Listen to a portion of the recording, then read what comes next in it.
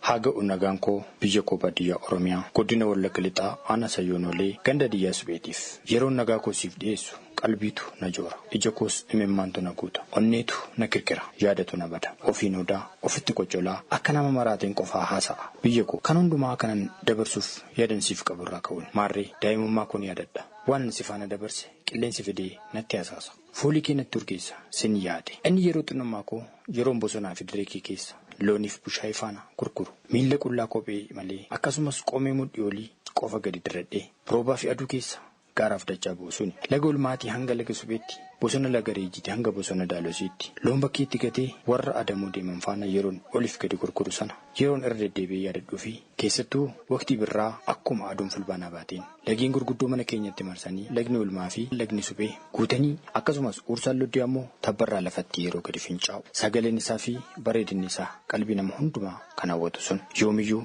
akkan sin daganneef carraa kan uume natti fakkaata. Yeroo ililii birraa urgeeffachaa maseenaa fi agadaa harka lamanitti baannee bishaan daakuuf gara lageenitti gadi fiignu sana qalbiin ijoollummaa koo irra deddeebi'ee na yaadachiisa. Maarree ati anaaf bakkan maqaa koo itti baree fi tarkaanfii jireenya koo har'aa si keessatti akkan eegalee nan beeka. Keessattuu yommutti umuriin koo barnootaaf geessana abbaan koo harka koo na qabee gara mana barumsaa sadarkaa tokkoffaa Haroo Tumsaatti geessee yeroo na galmeessu deemsa miilaan sa'aatii tokkoof walakkaa deemnee hiriyoota koo faana asheeta ataraaf baaqelaa naannoo karaa qotaman sana cirachaa yeroo deemnu eenyullee guyyaa tokkoof maaf nyaattu maaf buqqifattan kun qabeenya kootiinuun jedhee namni nutti dheekkamee beeku tokkollee hin jiru. Baadiyyaa biyya koo ganda dhalootaa koo sirraa fagaadhullee carraa jiruutiin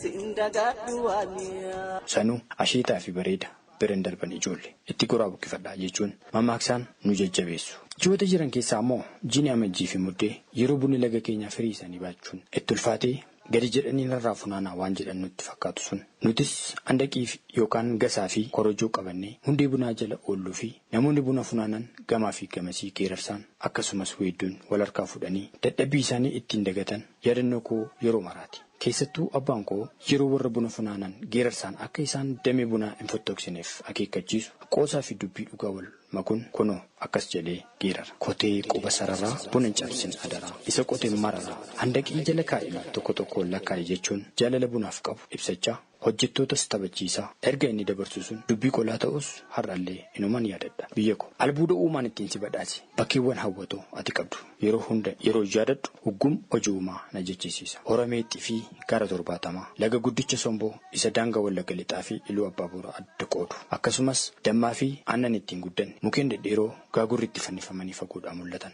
sagaleen simbirrootaa fi bineensota adda addaa ija koo duraa hin badu yommuu bubbeen awwaara samiitti ol kaasu yommuu qilleensi qabbanaan foolii daraaraa fidee urgeessu mukeen hundinuu ija isaanii yeroo gadi nuuf hiixatan keessattuu kanneen akka baddeessaa goraa gurraachaa fi arbuu beela keenya baranii waan nuuf hiixatan nutti fakkaata. Keessattuu yeroo horii keenya gara hora Daardaraa hora warra Noolee Kaabbaa kan Tulluu Jorgoo dagaaguun marfamee jiru hora Diggaasaa qotti yeroo saawwan keenya hoofnu galaa keenya fe'annee nyaata karaaf ta'an hunda qabannee deemsa miillaa sa'aatii 4 imaluun laga horaa yeroo geenyu achitti abidda bu'eeffannee sirbaa fi geerarsa achitti ittiin wal qoccolan kamiin yaadadheen kameen isa. Magaalaan nagalchuus midhaaniif bishaanii baadiyyaa biyyatoo sin dagadhu waanii baadiyyummaa kiyyaa ittiin boona'anii. Gareen tokko garee haaloo irraa qabu yeroo dubbii qolaan ittiin lolu akkas jechuun geerara. Gaagurree moofaa taanee curreen nutti dhalte kaa ilmoo dabeessaa taanee gadheen nutti taphde kaa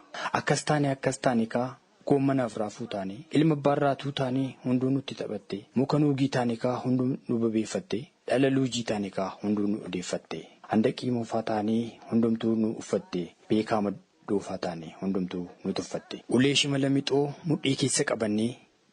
bara galaa bixooshii kana keessa dhalannee sallaatteen distii jennee balqaxxeen giiftii jennee okkoteen gomboo jennee folodeen obbo jennee hameessaan booqaa jennee dhamattiin dhugna jennee dabeessaan gooftaa jennee lamattiin bulla jennee yaqan barrii gambeelaa gindii gaara buttujjii kam gabbarree dandeenya hunduu nyaara bubbuttii jechuun qondoftii isaanii unachaa yeroo wal keekan deebiin gama biraan isaaniif kennamu ammoo machaaraan bunan tolchuu yoo jaraa ciran malee macha'aan dubbiin tolchu yoo jalaa didan malee namni buujalee nyaattee gara mogoleen tolu qondoftii isaa dhandhamnaan rooqaan arraban tolu jechuun deebii gabaabaa laatanii qoccalloo hambisu. Maarree kanneen warreen ijoollummaa koona yaadachiisan keessaa isa tokko yoo ta'u, kaan ammoo yeroo buna keenya gurguruuf gara magaalaa dabbasuu deemnu harrootaa fi fardeen feenee kaan ammoo mataatti baannee daandiinsaa silaa kan hin mijanne tabbaaf dachaa sana keessa dafqa illee keessa of yaasaa teemni harree harka nu luqqisaa yeroo achi geenyus hanga dabareen buna keenya ittiin madaallanuu nu ga'utti aduu keessa dhaabbannee akkuma isaatti gurgurannee yeroo baanu harroota keenya mukatti hidhannee boqonnaaf mana shaa'ee seennee hafuura fudhannee galgalas gara manaa yeroo galu gamanaan itittuu gamasiin buna dhadhaa kan barbaanne filannee kan nyaannu yaadannoo koo isa amma beelli natti dhaga'amu buddeen xalaa balashee fakkaattu kanafuuf nan gama sana buutu yeroo nyaadhu isan kaleessa itti qoosaa ture sanaaf waan cubbuun na qabe natti fakkaata. Baadiyyaa biyyatoo haadha nama hundaa hin irraanfatamtu sheenaa keetu guddaa. Biyya koo daandiin dabbasoon oolee congee jiituu hanga gimbii jiran konkolaattonni magaalaa keenyarraa harka ulfaataan buna baatanii dhufan karaa darbaa dhabanii al tokko dhoqqeessinanii funyoon harkifamaa al tokko immoo tabbi ofirraa duubatti yeroo deebisu waan inni qabeenya keenya hin dabarsitu fuudhii deebii jedhee itti wallaansoo qabu namatti fakkaata. Garuu ammoo kun sababa bu'uuraalee misoomaa sitti irrateef karaa qofa osoo hin taane manneen barnootaa si keessa jiran kan kaleessa beektoota danuu biyyaaf gumaachite hanga har'aa mana dhoqqeen dhoobamanii fi awwaarri isaa kan jilba namaa ga'u dhukkubbii koo isan siif aadu keessaa tokko ta'uu mala. Garuu ammoo fuuldura kee ifa akka ta'e garaa guutuun amana. Biyya koo anillee kanan siif hawwu carraan kee akkuma uumaan si badhaase ta'uu qaba jedheen yaadus ati dubatti haftee ilmaan keef akka garaa kee ta'uu dadhabdee utuu burqaa fi lageen gurguddoo qabduu ilmaan keef dheebuu utuu ifti siif malu dukkana utuu daandiin gurguddaan siif malu karaan sitti duudee albuuda kee faana awwaalamtee hafte. Biyya koo ani amma waan siif godhu dhabus sirraa fagaadhee gaariin magaalota Oromiyaa fi Itoophiyaa keessatti argaa jiru kun maal ta'a utuu siifis ta'ee jechaa hidhiituu ta'a. Jiraadha garaa kootu siif gadda hiyyummaa fi harkaa dhaba koo na baara qabaadhee siif gochuu dadhabuu kootu garaa koo na guba maarree ani si gatee osoo hin taane ofii kooyyuu ergan sirraa fagaadhee gara magaala Finfinnee dhufee akkan yaadee ta'uu didee ofii kooyyuu harka gara afaanii ogummaa mana rifeensaa dhiiraan hojii eegalee manni kiraa fi baasiin geejjibaa qofti akka hafuura koo dhuunfadhe jiraadhu na godhe wallaansoon jireenyaa al tokko kufaa al tokko ka'aa kunoo ergan gullallee seenii waggaa 8 lakkoofsise si dagadhee miti biyya koo jiruutu natti ulfaate sirraa na fageesse nan jira asuma askoo naannoo buufata konkolaataa taa'een asii gadi si yaada siifan quuqamu. Kooriideriin magaalota Oromiyaa keessatti arge maal ta'a utuu siifis ta'e jedheen ofitti asaasa. Biyya koo quuqqaa siree kan hafe miti kanarra ciisetu beeka jedhu mitiire miidhamaati keessa jirtu garaan koo sirriitti. Garuu uumaa koo siif kadhadha kennee sin dhowwatin guddisee sin xiqqeessin uumee sin balleessin utuu siif hin darbin sin hambisin jechaa hawwii koo sitti hima ilmaan kee fagoof dhiyoo jiran ammoo waamicha obbolummaan dhiyeessaaf biyya koo biyya albuuda callaa kan waaqni badhaase biyya dacheen faallaa uumaan kan misoomse jannata fakkaattaa qulqulluu dureetti ni qabda maal dhabde biyya warqeef meeti bunaaf damma qabdaa aannan burqaa keeti nyaadhaa dhugaa jechuun kun eenyummaa keeti badhaatuu koo harme haadha nama danuu siin darbine naftu kana beeka'anu nagaannaaf jiraadhu biyya koo baadiyyaa Oromiyaatiif ana mucaa kee Baayyoo Alamaayyootii Finfinnee. Biyyi gandatti dhalatte irraa kaateeti kanatti jaallattu biyya kee Baayyoo Alamaayyoo baay'ee galateeffannaa namni egaa biyya koo gaafa jedhu gandatti dhalatee qeetti dhalatee aanaasaa godinasaa jedhetu bakka buufataa biyya guddoo waliin qabnu kan ammoo akka ittiin jajjata jechuudha. Kanaaf xalayaan biyya kootis qophii Alamaatii keessatti tokkodha sanarratti yaada keessan barreessuudhaaf ammallee akkasiin nufaana turtan akkasiin nufaana jirtan kan ittiin mirkaneeffannu jechuudha. Baayyoo galatoomii siin jennaa biyya keef waan ta'uute siif haa ta'u. Egaa kana malees immoo seenaa jiraatamees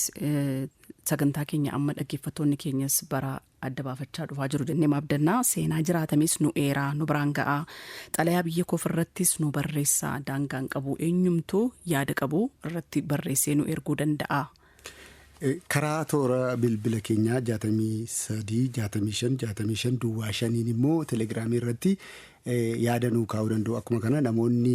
xalayaa biyya isaaniitiifis barreessuu barbaadanii akkuma kana immoo seenaa jiraatamees ta'e wantoota garaagaraa yaada nuu kennuu barbaadan karaa sana yaada isaanii nuu ga'uu danda'u isiniin jecha. Egaa yeroo keenyaaf jecha sagantaa keenya har'a asuma irratti goolamna.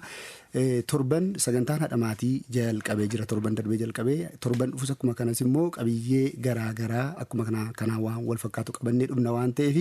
torban sa'aatii wal fakkaatutti kan walitti deemnu ta'a hangasitti torbanni kun torban quufaa isiniif haa ta'u jecha sagantaa keenya irraa qabnu xumurra. Isgeen argamu bilisee irranaaf Yoonaas Mangashaatti sinfaana kan turre garee Hiyyoobii Miidiyaa for All turre. Hanga torbanitti nagaan nu turaa siniin jenneerra. Nagaadhaan.